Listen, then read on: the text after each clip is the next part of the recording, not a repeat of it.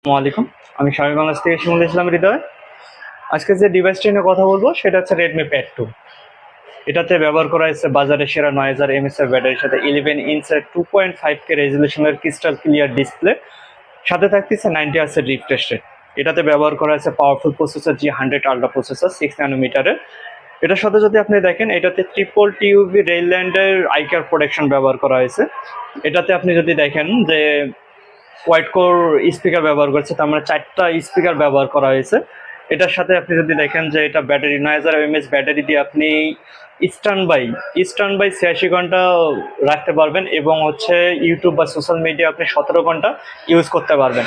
এটার সাথে যদি দেখেন, এটা হচ্ছে 234 ঘন্টা পর্যন্ত আপনি একটানা মিউজিক প্লে করতে পারবেন। তার মানে হচ্ছে 10 দিন পর্যন্ত আপনি এটা মিউজিক প্লে করতে পারবেন।